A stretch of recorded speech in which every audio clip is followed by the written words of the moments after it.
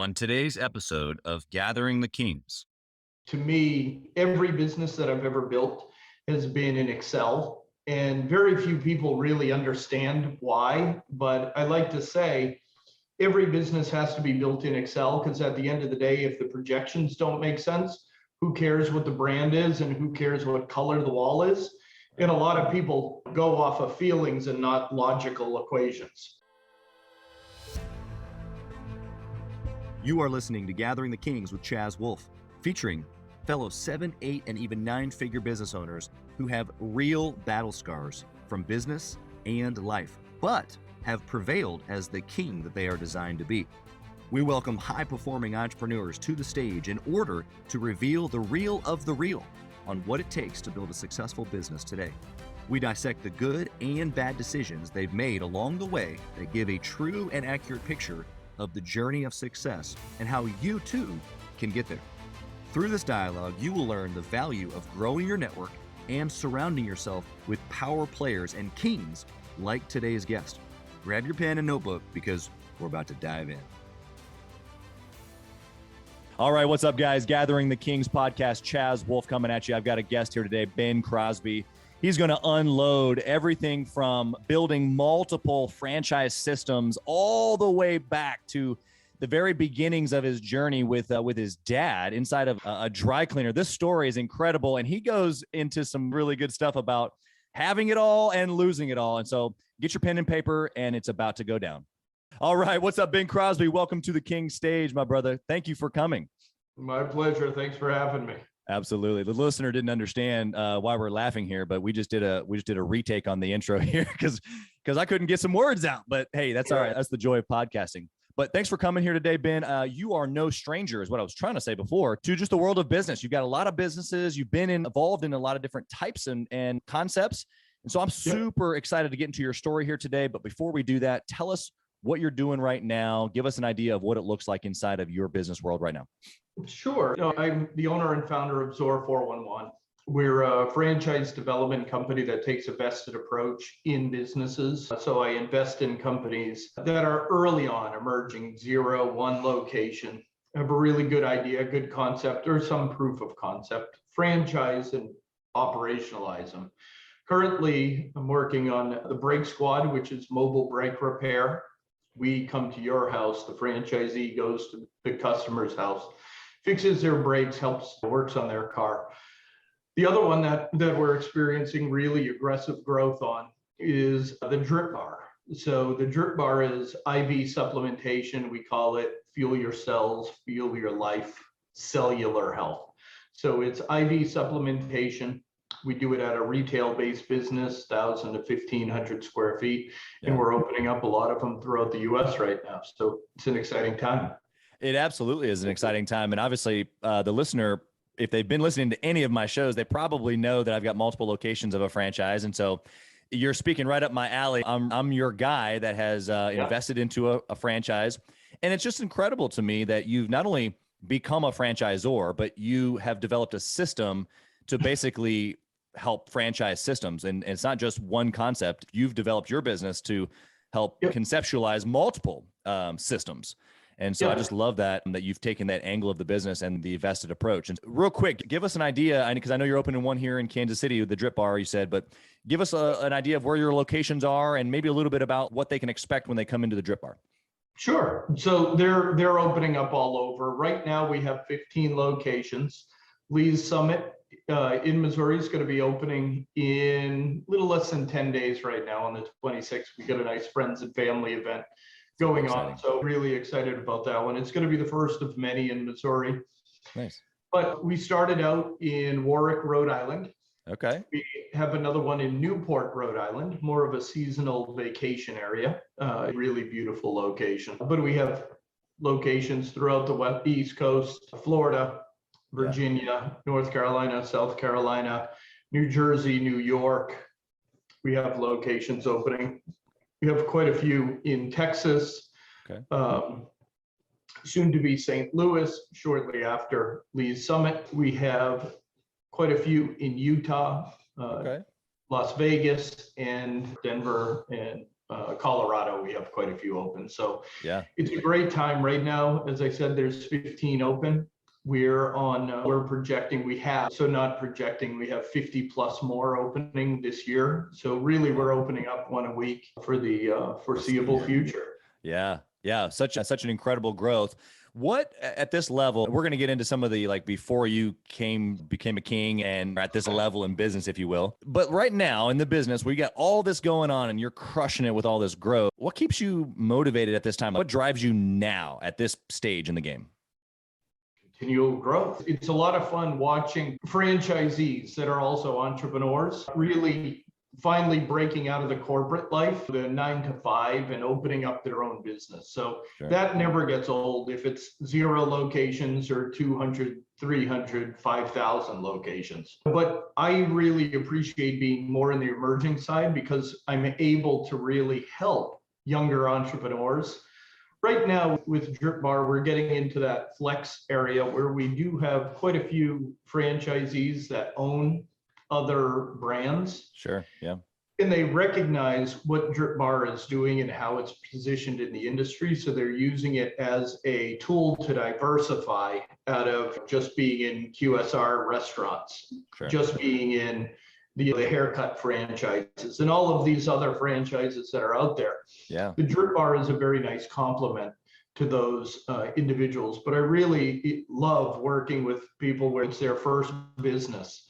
They're a veteran, they're a first responder, they're a nurse, and really working with them to get that passion and energy built into the business. Because a lot of times, once you become too big, that opportunity a lot of times disappears. You're not going to get a first-time business owner opening up a McDonald's, right? But you will get a first-time business owner opening up a DRIPBaR or a Break Squad or one of the other businesses that are coming down. Yeah, no, I love how you've identified that, because you're right. Even obviously within the edible arrangement system, which I own several locations of still, but there's a lot of folks that came from a corporate world, or maybe they have 1 or 2 concepts, but they're all like, they're local business owners. They want to be a local face. They want to be in the restaurant or the local community. And so I love that approach, and you've got it clearly identified. So if the listener is listening right now and they're looking for a concept, what you're saying is that the DRIPBaR might be a hot one for you. It's a hot one for a lot of people. So that's awesome. Yeah, there's still plenty of turf available. That's awesome. Very good. Okay, let's jump into kind of where entrepreneurship started for you. Obviously, you've been involved in lots of businesses over the course of time, but tell us how you started in business.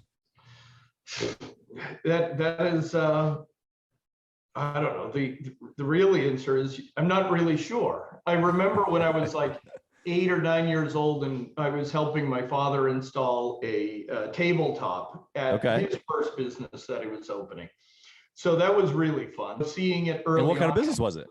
It was just a dry cleaner, the local dry cleaner. It wasn't a franchise or anything. Back then, I didn't even know there weren't as many franchises. That's when the McDonald's was starting in the world. So that was my first viewpoint in it, but I never actually thought it as entrepreneurship. It was just opening up a local business. I went to college as an athletic trainer and a sports nutritionist. Played sports my entire life and thought I was going to tape pro athletes' ankles. That was my goal. And then reality comes in. You're starting to get a little older in college. You're like, hey, maybe one day I'd like to have a family and take a vacation that I could afford. And taping ankles wasn't going to get it for you? It probably wasn't. It probably wasn't. It was going to be a slow voyage. After college, coming from New Hampshire, I went to UNH. I became a personal trainer. And I was a personal trainer at the Sports Club LA in Boston when it first opened. Super, super high-end location, beautiful site. And I was the top trainer there for 2 or so years right out of college. Gave me the ability to financially and through investors open up my own line of health clubs. Had no business experience, had lots of friends that went to business school and said that I always learned more by doing than anything that they would have ever gained by going to business school and getting their MBA and all of that. So I opened up my own line of health clubs, got open 3 locations, exited that for various reasons. Got into real estate for a little bit, real estate consulting. That gave me the ability and the travel and the network. I met some influential people, which back in 2014, I was able to secure the global rights to this brand called Tap Out. Okay. A lot of people know the Tap Out brand. Yeah. Because of its affiliation with the UFC very early on. Speed up a little bit. In 2016, I secured the global rights to the Tap Out brand, and then was hit with the notion of, hey, I need to really grow and scale this, and I can't do it organically one by one. So I decided to learn franchise. I brought in one partner who had experience in franchising. We franchised a concept. We brought it to market. I sold over 500 locations in 11 international countries after 3 years. Wow. In 3 years. And then part of that journey, I brought in an operational team. Okay. And then we're going, and we hit an inflection point. And I had the ability to exit. So I exited in January of 2019. And then that gave me the ability to create the franchise development company, SOAR 411. Yeah. Now I can just continue to do what I love doing. What you do. Yeah, exactly. Okay. I love that. So obviously a lot of different industry experience. I'm sure most listeners recognize the Tap Out brand, as you mentioned. And so that's very cool that you've had your hand in some of that very well-known stuff. And so help us understand, because the scaling of all of those things happened, I'm sure, pretty quickly. And so if you can remember back to maybe when you had just those 1 or 2 or 3 clubs, and maybe you weren't quite at that 7-figure mark yet, maybe it was just the one club and you hadn't gotten there yet. When you're thinking about your decisions at that time, did you have a process, or do you have a process now of how you make decisions that would be helpful for the listener? The listener is a 6-figure guy. They're trying to get to that iconic 7-figure, $1 million business. How do you make decisions? For me, it's a lot of self-assessment. You need to recognize where your weaknesses are, and then have the confidence to hire those that complement those weaknesses to make the total team stronger. Yep. So that's what I did early on, just naturally. That's what I've grown to do now by building out the teams. How do you think that came to you naturally? Like, was it just like a recognition of, man, I suck in these areas, so I got to find somebody? Or how did that come to you, do you think? So, it's just a recognition. I think I know my strengths. I'm being ahead. I like selling. I like educating. I like developing, investing, all that. I personally hate sitting at a desk and running operations. So I'm not an operator. I know how operations do it, but I cannot do that day in and day out. Also, I'm personally an analytical person. To me, every business that I've ever built has been in Excel, and very few people really understand why. But I like to say every business has to be built in Excel, because at the end of the day, if the projections don't make sense, who cares what the brand is and who cares what color the wall is? And a lot of people go off of feelings and not logical equations. So really, and when you're financially planning something, you can see where the pitfalls are if you really dig into the details and really understand the business. Yeah. You can see what gaps you need to fill with the appropriate weakness that you're showing with the right staff member in order to improve that part of the chain. Yeah, 100%. I love how you said basically keeping it logical. I too found myself using Excel for things just to make it make sense. And even when I bought my first franchise, Edible Arrangements, I don't even like fruit. Right. So I had nothing to do with the fruit or the product. Of course, our product is amazing, but the same thing for real estate or even my mastermind programs. This is something that has to make sense. Like, it's got to be a business and it's got to make sense on paper. Otherwise, like, why are we here? And of course, there's purpose and like why you're like, maybe your design and that you like doing these certain things. But I think that's a huge takeaway. So if you're listening right now and you're taking notes, like maybe you don't need to go learn equations per se, but I think what you're hearing Ben say is that you have to be able to make sense of the business. It can't just be this feeling of, I'm just going to go for it. Now that there's persistence in that, there's emotional like connection to the vision, but if you can't make it make sense, then it's a hobby, not a business. Yep. Yeah. The numbers don't lie. Then another thing is, make a decision and move. When you get stuck in this perpetual questioning yourself, you just get stuck in the mud. What do they call it? Analysis paralysis. That's right. Numbers are the numbers. If the equation is done correctly, it'll tell you what to do. Yeah, no, that's huge because there's guys listening right now who are more analytical like you and I, and they're going, oh yeah, I use Excel. I'm good. But Right. they're also the ones that right now you just called out and said, hey, bro, you've been stuck in the numbers for too long. You got to move. That's what happens. We bury our head and then we forget to make the decision. And so I think that those are two key things. You got to make the numbers work, and then you can't dwell. You got to take action right away. Yeah. That's huge. Okay. Don't be afraid of making a mistake. That's right. Well, that's an interesting transition here, Ben, because I want to go to your mistakes. I want to go to your bad decisions, if you will. And so tell me about a bad decision that you made along the way that was just like so bad that you obviously are thankful that you'll never have to do it again, but something that the listener shouldn't do. Like what did you make the mistake on that we can learn from?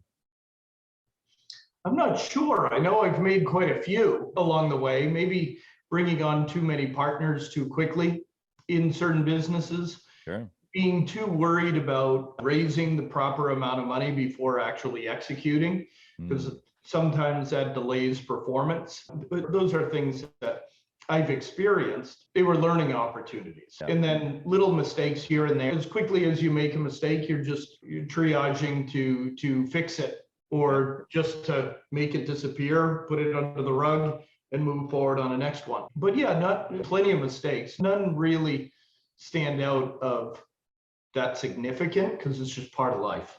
Right. Now, I love the mindset really there is that nothing is so bad that it's obviously destroyed you. Tell us what you learned though from, like you said, maybe bringing on too many partners or being analysis paralysis, kind of like you said, and getting stuck in the numbers. Give us some maybe lessons that you've learned there. Yeah, just bringing on too many partners. There's too many voices in the room.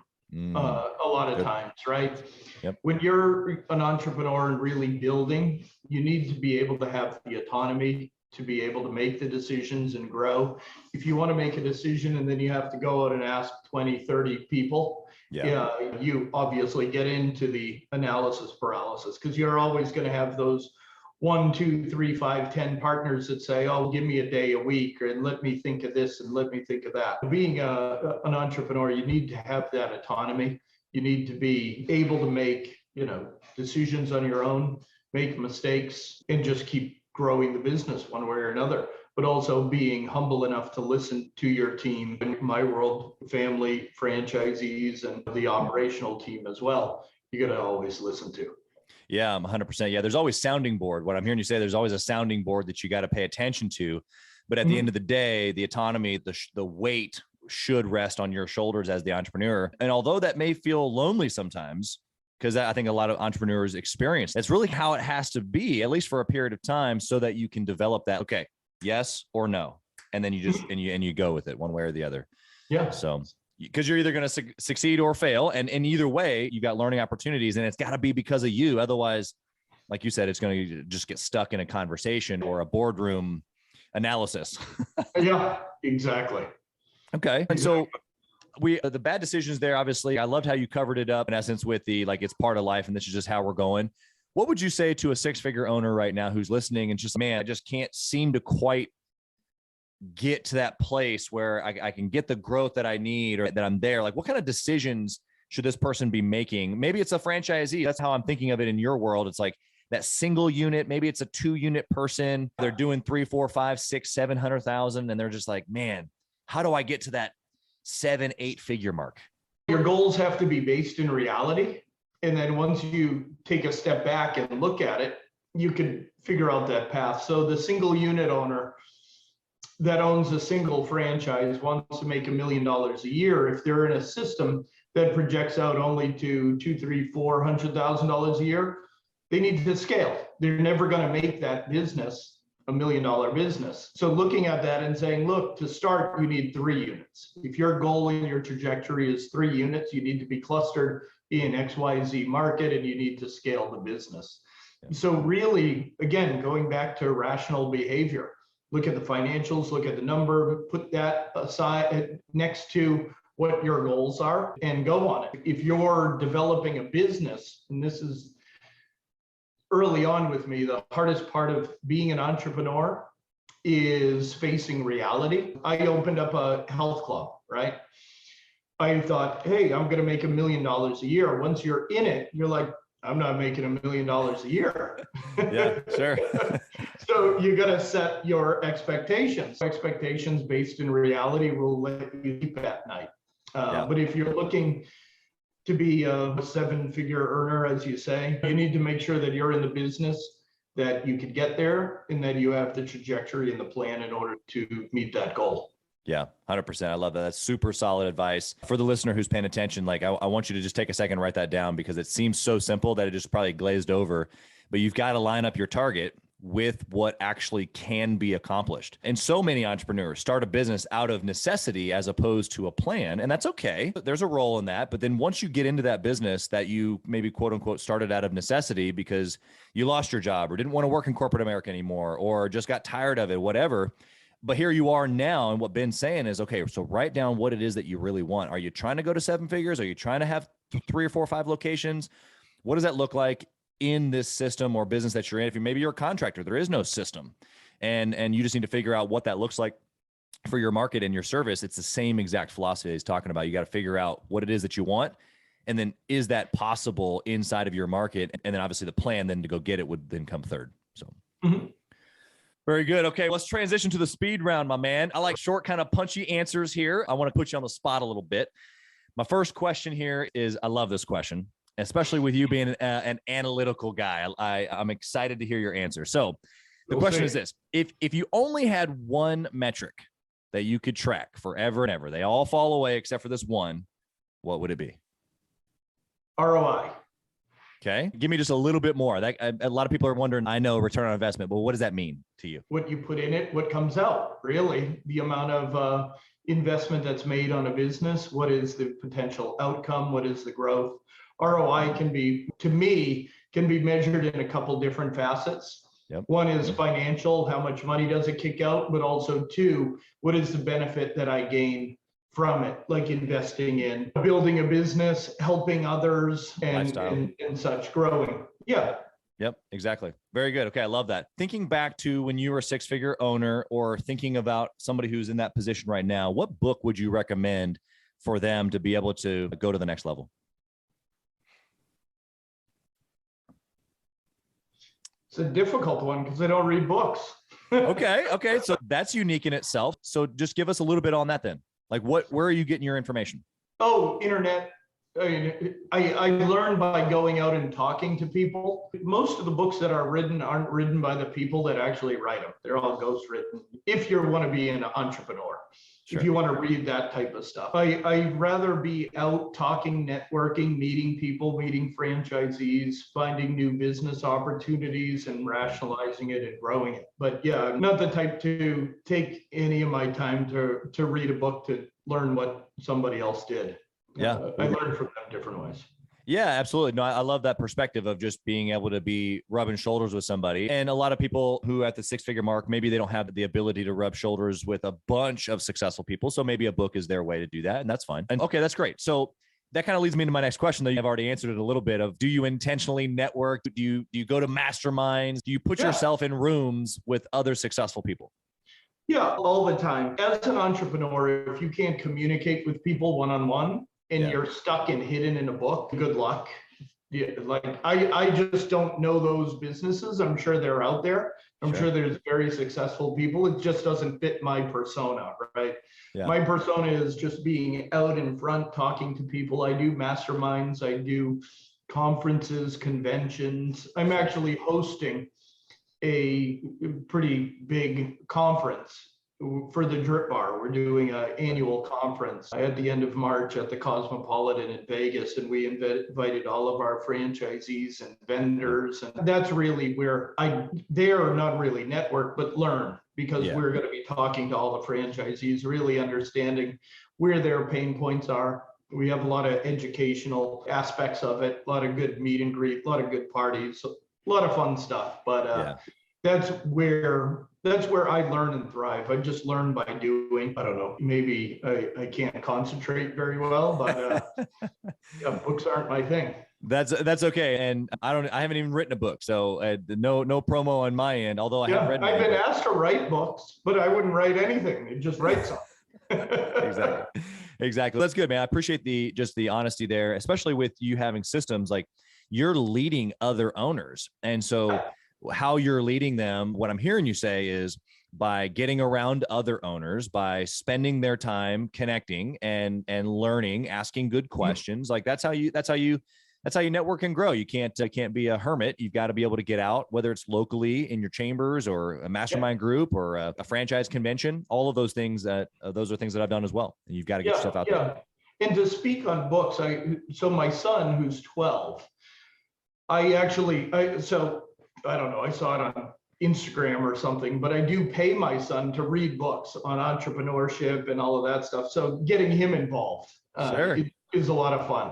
So he reads the books for me and gives me the stuff. And then he gives you the book report, right? Right, absolutely.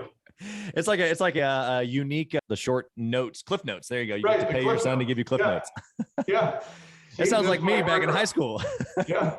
If that's not entrepreneurship, I don't know what is. Literally. We called it being resourceful back in the day. Right, very good. Okay. Last speed round question here for you, Ben. It's my favorite question. Okay. And if you lost it all today, the franchise, DRIPBaR, all of everything that you've ever touched goes away. Sure. What do you do tomorrow? I start over. Just entrepreneurship. You can start any business anywhere at any time if you're resourceful and can figure it out. And I could get into it a little bit, but 11 years ago, I did lose everything. Went bankrupt, lost my house. I had a 1-year-old, still married, same lady. And I lost legitimately everything to the last $100 bill. Wow. And I was faced with that inflection point where I looked at it and I was like, what do we do? Buy groceries, buy my son a Lego. I took it, put it in a book because that's what they were used for. And I said, when I start making my comeback, I'm going to put it in a frame and I'm going to stare at it every day. And the $100 bill is right up on one of my shelves right now. So, yeah. And then I hit the 7-figure once, lost it all. Yeah. Back there and onward and upward. So learn from the mistakes, learn if you lose everything. It is what it is. You're not there everywhere forever unless you allow it to be.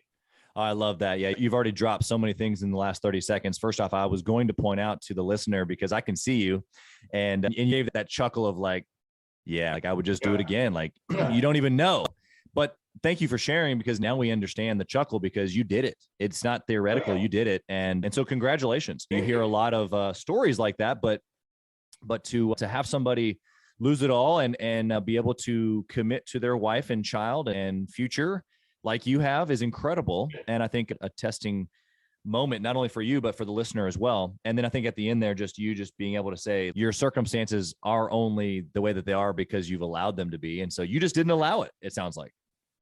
Absolutely. Maybe I'm stubborn. No, I am stubborn.